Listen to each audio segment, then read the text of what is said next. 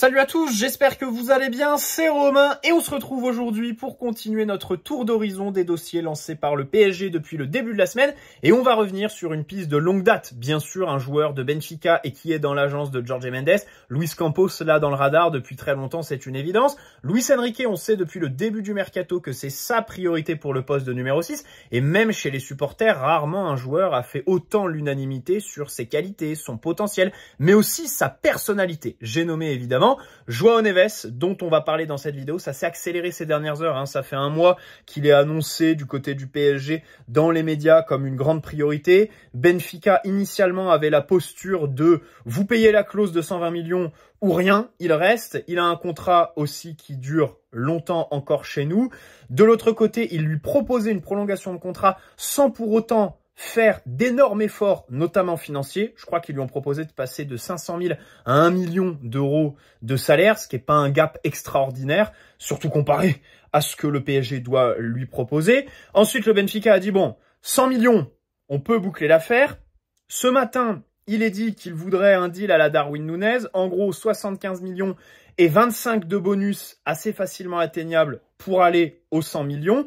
Et du côté du PSG, on aurait proposé 60 fixes, 10 de bonus, avec un optimisme quant à la réponse du Benfica qui se fait encore attendre. Voilà, on ne sait pas ce qu'il pense de cette offre, mais il est dit dans les médias portugais qu'ils veulent l'améliorer. Et même Ben Jacobs, donc un journaliste qui relaie la position du côté de Nasser, la présidence du PSG, il dit que voilà, du côté parisien, on pense boucler le deal aux alentours de 75 millions. Donc probablement cette offre ne sera pas la dernière, il va falloir l'améliorer un peu. Et autour de 75 millions, espérons boucler cette affaire. En retour, il y aurait Renato Sanchez, bien sûr, qui fait partie du loft qui va bientôt être mis en place. Renato qui pourrait retourner donc au Benfica dans le cadre d'un prêt ou d'un transfert. Bien sûr, un transfert serait l'idéal, mais bon voilà, un prêt, on va pas non plus cracher dessus. Alors, d'un côté, Renato irait au Benfica, club où il y aura moins de pression médiatique assurément qu'au PSG, championnat qui sait valoriser, mettre en confiance des jeunes joueurs, des joueurs voilà qu'il faut relancer. Après, pour la partie physique, c'est vrai qu'avec lui, tu lances une pièce, mais envoyer Renato Sanchez dans le cadre du deal avec João Neves, sachant que pour les supporters du Benfica, João Neves qui part, surtout à ce prix-là, ça va être pas un échec, parce que ça reste quand même un prix énorme au vu du marché actuel et tout ça pour un joueur de 19 ans. Là, je parle de 70-75 millions, mais voilà, il serait très déçu. Et donc, Sanchez qui arriverait dans ce deal aurait un peu le costume de remplaçant de João Neves qui lui mettrait une certaine pression vis-à-vis des supporters du Benfica. C'est pas vraiment l'idéal, tu vois, parce que si par exemple c'est un peu la clé du deal comme typiquement Hugo Ekitike, on a eu l'inverse l'année dernière avec Francfort et Colomani, quoi. Il voulait pas y aller et au final les supporters du PSG se sont acharnés sur lui. Là, si Renato Sanchez accepte de retourner au Benfica, peut-être que ça va débloquer le transfert de João Neves et du coup les supporters de Benfica seront un peu déçus et attendront beaucoup, peut-être trop, de Renato Sanchez. Bref, ça c'était pour ce bon vieux Renato. On rappelle quand même que Luis Campos lui a donné 50 contrats en 2022 alors que on sait quel type de joueur c'est. Alors, pourquoi Benfica accepterait donc un transfert plus bas que ce qui était annoncé? Déjà, Benfica, c'est pas des Llorentis à Naples. Leur position initiale dans les médias, c'est jamais la finale. Voilà. Ils parlent beaucoup et puis au final, ils se plient, même si bien sûr, la plupart du temps, ils vendent très bien leurs joueurs. Et puis João Neves, voilà, comme je l'ai dit, hein, même 70 millions. C'est vrai que pour nous, ce serait une affaire. Je pense que ce serait une affaire. Alors, braquage, c'est peut-être un peu amplifié, mais ce serait voilà une belle affaire que de faire quasiment la moitié de la clause libératoire. Avoir les bonus, bien évidemment. Parce que, voilà, si t'en mets au nombre de matchs joués, vu sa fiabilité physique sur les 2 dernières années, au mois de novembre, tu l'as levé, quoi. Surtout avec le nombre de matchs qu'on va jouer en plus en Ligue des Champions. La Coupe du Monde des clubs, là, ça y est, le PSG a officialisé sa participation en juin prochain. Ça va être aux États-Unis. Ah bah, ça va donner, hein. Vu comment la Copa América a été organisée là-bas, notamment la finale. ça va donner pour ce truc qui est là juste pour donner l'argent. C'est dommage parce que pour rester vite fait sur cette Coupe du Monde des clubs, je dis ça parce que le PSG fait de la com autour là depuis 2 jours sur ses réseaux sociaux.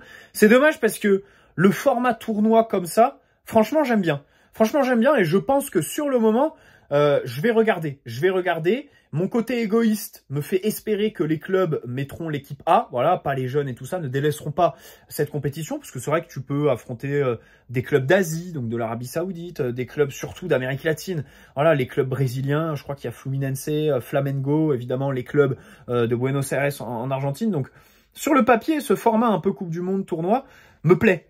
Mais le truc, c'est qu'il arrive après 10 mois de compétition, les joueurs seront complètement éreintés. Je pense qu'ils auront plus de jus que là cette saison à l'Euro, parce que une compétition internationale, c'est un changement de groupe, c'est un changement d'entraîneur avec le sélectionneur et tout ça, c'est une nouvelle préparation physique. Là, ils enchaîneront directement avec le même groupe, le même entraîneur, les mêmes automatismes tactiques et tout ça. Donc peut-être qu'il y aura un peu plus d'intensité, mais dans tous les cas, la question des matchs joués par les joueurs, évidemment qu'elle se pose et évidemment que cette Coupe du Monde malheureusement est là juste pour que des gens se fassent plus de fric sur le dos de ce magnifique sport. Bref. Donc si le Benfica accepte 70-75 millions, peut-être que c'est parce qu'ils n'ont pas eu plus d'offres. Ugarte l'année dernière avec le Sporting, on sait qu'il y avait Chelsea, intérêt très très hard, mais là, par exemple Manchester United, je sais pas jusqu'où ils sont allés sur le dossier. Visiblement, ils ont abandonné rapidement. Peut-être qu'ils n'ont pas eu assez d'argent. Peut-être qu'ils ont préféré les mettre sur les Nioro. Peut-être, là je suis dans le complotisme le plus total, il y a eu un accord entre Jean-Claude Blanc et Nasser en se disant, bah écoute, tu nous laisses les Nioro, on met le paquet sur les Nioro, et nous on te laisse Joao Neves, voilà. On fait pas de surenchère là-dessus. Bon là, je vais quand même un peu loin vu le prix que Manchester United ont mis sur les 10 euros. Mais bref, peut-être qu'il n'y avait pas vraiment de surenchère comme Benfica l'aurait souhaité au début du dossier. Et ensuite, il y a surtout la volonté du joueur. Et c'est ça qui me surprend vraiment, c'est parce que... Alors, Benfica, ils ont perdu Enzo Fernandez il y a 1 an après la Coupe du Monde. Chelsea, rappelez-vous, jusqu'au bout du mercato. Bah d'ailleurs, encore une fois, posture initiale, vous payez la clause ou rien.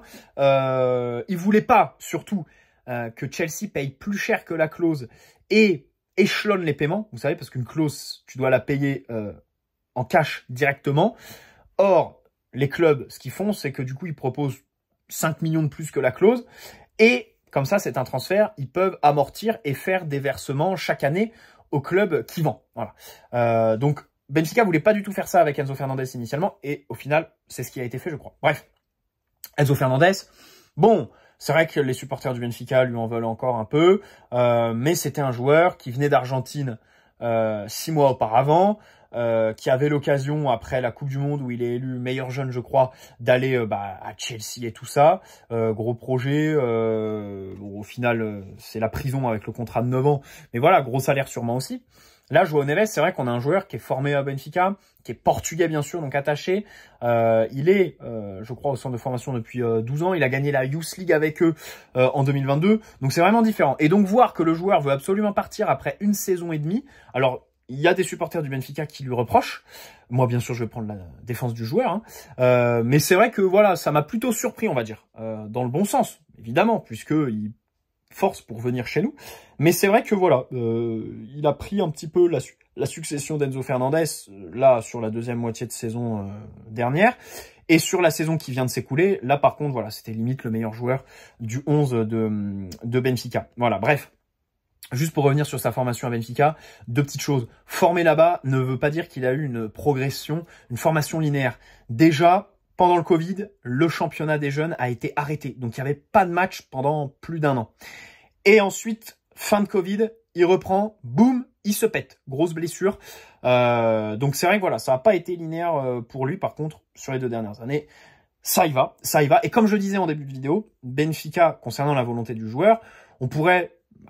Pour revenir sur les supporters du Benfica qui lui reprochent de vouloir partir, le problème c'est que son club lui a proposé une prolongation, revalorisation salariale, mais visiblement sans faire de gros efforts. De Laurentiis, quand il retient Osimhen l'été dernier, derrière il lui donne 10-12 millions de salaire et la clause libératoire, quoi. Donc il se fout pas de sa gueule, voilà. Et parce qu'il se dit, je vais le revendre. Donc le salaire, j'aurais pas à lui donner sur les 5 ans du contrat. Au final, aujourd'hui, il est un peu la queue entre les jambes parce qu'il a plus envie de lui donner le salaire. Il aimerait bien le faire partir. Ça met Antonio Conte un peu dans la panade parce que Antonio Conte n'est pas spécialement pour faire partir Osimhen, mais il en est bien obligé par son président. Et donc, il aimerait faire venir Lukaku à la place, sauf que c'est un peu gêné. Voilà. Là, le Benfica, bon, il propose voilà, 1 million de salaire quand le PSG en propose 7. Je sais pas si tu te rends compte, c'est x10, x15 par rapport à son salaire actuel. Donc bien sûr que le joueur, il réfléchit par 2 fois. Et c'est pas ne pas aimer Benfica que de mettre toute sa famille à l'abri à 19 ans. Parce que à un moment donné, ben, le foot, c'est devenu leur métier. Nous, supporters, on parle plus facilement d'amour du maillot parce qu'on supporte le même club, parce que voilà, on gagne pas notre vie sur eux, mais eux c'est un métier quoi. Eux les joueurs, voilà, c'est le gagne-pain en fait. Donc voilà. Bref, en plus, ce qui me surprend, c'est que le PSG, s'il te fait pas un été, oh bah t'inquiète pas qu'il va t'attendre. Hein. Le PSG, t'inquiète pas. Gonzalo Ramos, 2022, on s'y intéresse pour 35 millions d'euros. Il vient pas. Bon, au final, on l'a recruté en 2023 pour 65 plus 15 de bonus. Osimhen, l'été dernier, Osimhen, ça c'est exceptionnel parce que Osimhen, c'était une priorité début juin. Hein, rappelez-vous, avec Harry Kane et Kolo Muani, il faut aussi le signaler. Au final, bon, on le fait pas, on recrute à la place. 180 millions à ce poste. Et au final, on va quand même lui proposer un contrat, le signer cet été. Enfin, je m'emballe peut-être un petit peu, mais on est encore sur lui cet été. Donc, c'est vrai que le train PSG, c'est un peu comme le train Real. C'est vrai qu'il repasse, donc Joao Neves, s'il était resté au Benfica une saison de plus, un peu pour voilà se peaufiner un petit peu, je pense que le PSG aurait toujours été là l'année d'après. À part s'il fait une mauvaise saison. Parce que c'est vrai qu'Antonio Silva, on s'y intéressait après sa superbe saison, donc en 2022-2023, mais là, saison plus compliquée. Bon, il a été dit par-ci par-là que Luis Campos l'apprécie, mais ça paraît pas être une piste. Voilà. Je suis content de voir Joao Neves nous préférer à Manchester United. Manchester United, la Première Ligue quand même, c'est un championnat où tu as beaucoup plus de visibilité qu'en Ligue 1, et puis surtout, le projet United, bah, je le disais avec Lenny Yoro hier, c'est vrai que c'est plutôt intéressant. C'est en reconstruction, ça reste quand même un club légendaire où tu vas avoir la possibilité de le ramener au sommet. Et puis, au milieu, pareil, c'est comme en défense avec Lenny Yoro, c'est un peu délabré. Il aurait eu l'occasion de prendre le lead du milieu de Manchester United, ce qui n'est pas rien. Alors que là, au PSG, Joao Neves arrive quand même dans un secteur. Alors, ça fait très bizarre de dire ça quand on a eu un milieu délabré depuis des années. Mais la vérité, les gars, c'est que Vitinha, il est indéboulonnable. Vitinha, c'est un des meilleurs joueurs du 11. Il va gratter sa super prolongation normalement courant automne, là, on laisse passer le mercato. Il a fait un bon Euro, il a fait une excellente, enfin extraordinaire saison, probablement le meilleur Parisien sur la deuxième partie. Fabien Ruiz, il revient de l'Euro avec un statut de joueur qui fait partie du 11 de la compétition. Je ne sais pas si on se rend compte, même s'il y a quelques différences entre l'Espagne où il a évolué et le PSG qu'il connaît au quotidien. C'est quand même pas rien, tu vois. Il va être là, et je pense qu'il va avoir un certain statut. Warren, il va avoir envie de se reprendre après la deuxième partie de saison, après l'Euro où il n'a pas joué, je pense qu'il sera mort de faim. Et j'oublie pas que Warren, en première partie de saison, c'était lui le leader. C'était pas Vitinha, c'était pas Fabien Ruiz, c'était lui le leader de ce milieu de terrain. C'est lui qui est homme du match en Ligue des Champions. Enfin, Vitinha l'est sur le premier match face à Dortmund en septembre. Mais voilà, c'est vrai que c'est un secteur où on est plutôt garni, et du coup il arrive il va pas prendre toute la lumière, voilà. Et enfin, j'aimerais revenir sur le rôle de Luis Enrique, puisqu'il a annoncé dans les médias qu'il a eu un grand rôle dans le choix de Joao Neves de nous rejoindre. Ça, bien sûr, ça fait très bizarre d'avoir enfin un entraîneur qui est un atout pour faire signer un joueur, même si j'aimerais rappeler quelque chose. Joao Neves, s'il vient au PSG, il va signer 5 ans de contrat. Sur ces 5 années, pour l'instant, il n'en a qu'une seule en commun avec Luis Enrique, puisqu'il reste une année de contrat à notre entraîneur. Faudrait peut-être qu'il le prolonge. C'est dommage parce qu'en juin, il était en vacances. Nous, on n'avait rien à foutre et on l'a pas prolongé. Alors peut-être qu'il attend la fin du mercato pour voir, s'inscrire sur la durée au club. Mais voilà, j'aimerais quand même qu'on ait une tendance parce qu'on n'a aucune news. Ça fait 2-3 mois qu'on n'a aucune news. Alors, quand on était en pleine Ligue des Champions, il y avait Nasser qui s'emballait complètement et qui faisait filtrer partout que ça y est, Luis Enrique allait signer gros contrat, le PSG veut le prolonger, le PSG veut s'inscrire sur la durée, il sera pas viré et tout ça, pas de problème. Mais depuis, aucune news. Voilà, donc j'attends. Et même en Espagne, ça parle pas trop de ça, parce qu'on sait qu'en Espagne, il y a des bonnes infos souvent sur Luis Enrique, parce que forcément, il est espagnol. Bref, peut-être ce qui a joué pour João Neves, c'est le fait qu'il y ait des Portugais dans le vestiaire aussi. Au PSG, bien sûr. Même si Danilo devrait partir en 2025, et que pour Gonzalo Ramos, l'avenir, bon... Alors, c'est difficile quand même, là. Dans le dossier Osimhen, on va y revenir demain, de juger quitte Colomani ou Ramos est poussé vers la sortie par le club. Mais voilà, après, il y a quand même Vitinha et Nuno qui sont indéboulonnables, même si Nuno, fin de contrat en 2026...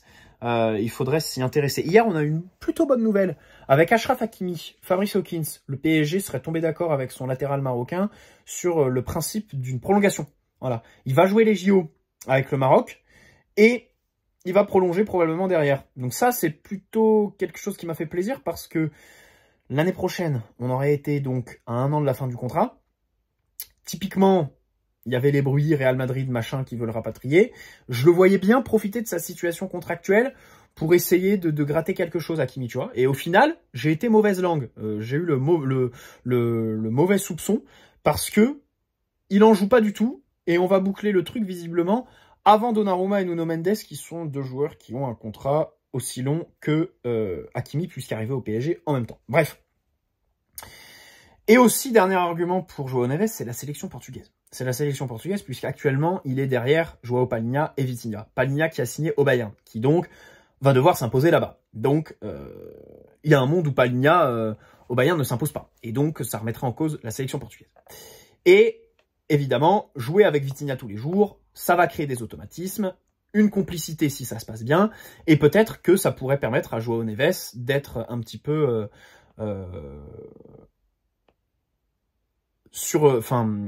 upgrade, j'ai plus le mot en français, désolé, je suis en train de faire une zola, je rentre de Londres, non mais là c'est pitoyable, ce que je viens de faire est complètement pitoyable, j'ai pas trouvé le mot en français, donc augmenter dans la hiérarchie quoi, de la sélection, mais je suis vraiment pitoyable. Bref, donc pour la sélection, c'est vrai que jouer avec Vitinha tous les jours, ce serait plutôt intéressant, peut-être pour lui, ça a joué dans son, dans son choix peut-être. Alors, si João Neves vient, faudrait voir comment ça évolue avec Manuel Ugarte et Manchester United. Pourquoi? Adrien Rabiot hier, selon Fabrizio Romano, il va partir de la Juve. Rappelez-vous, l'année dernière, Rabiot, joueur style Kylian Mbappé, l'année dernière, en 2023, il avait signé une prolongation d'1 an avec la Juve. Donc il a pris la prime, il a pris le gros salaire et puis il a dit à la Juve, dans 1 an, on se remet à la table pour rediscuter les termes. Et puis au final, ils n'ont pas trouvé d'accord. La Juve lui a quand même proposé plus de 7 millions net d'impôts en salaire, ce qui est quand même absolument énorme. Et donc, il a refusé. Il veut pas et il va changer de club. On sait très bien qu'il a toujours été cité du côté de Manchester United. Il y a même un transfert, je crois, en 2022 ou 2023, je me souviens plus, qui avait un peu capoté. Donc, peut-être que Manchester vont se rabattre sur cette solution low cost que serait à Adrien Rabiot, puisqu'il n'y aurait pas d'indemnité, mais évidemment un giga salaire, plutôt qu'Ugarte. Même si c'est 2 postes qui sont assez différents, peut-être il y a un monde où il se passe ça du côté de Manchester United. Attention, ne venez pas me dire retour de Rabiot dans les commentaires. C'est non. Déjà, le salaire est gigantesque. S'il refuse plus de 7 millions nets à la Juve, ça veut dire qu'il faut lui en donner 8 ou 9. Ce qui fait monter à 13 ou 14 avec les impôts. Non, ça va 2 minutes. Et puis en plus, je veux bien dire que c'est un joueur athlétique qui a un gros volume de course, qui couvre bien. Peut-être que pour ce poste de relayeur gauche, où finalement tu dois combler énormément d'espace, les montées de Nuno, de Barcola et tout ça, peut-être qu'il serait plutôt judicieux, mais avec ballon, non, avec ballon, c'est pas créatif, le ballon n'est pas son ami, et je pense que Luis Enrique sera d'accord avec moi là-dessus, en fait. Il n'y a aucun monde où Luis Enrique apprécie les qualités de Rabiot avec ballon. Voilà, même si sans, c'est vrai que c'est un joueur plutôt athlétique. Et puis les retours, ça ne marche jamais, surtout avec ce petit con et sa daronne. Bref, terminé, on n'en parle plus. Pour revenir sur João Neves, bon, je terminerai la vidéo par mon avis, mais vous le connaissez déjà. Super prospect que j'adore, avec le maillot rentré dans le short. Mais tout ça pour dire qu'il a, je trouve, une bonne mentalité. Par exemple, avant le match face à Toulouse, il perd sa mère. Et ça, franchement, Enfin, moi, je sais qu'à titre personnel, je serais complètement dévasté si ça m'arrive. Et 3 jours après, il était sur le terrain face à Toulouse. Donc là, vraiment, j'ai trop respecté le joueur quand il a fait ça. Enfin, l'homme plutôt que le joueur, d'ailleurs.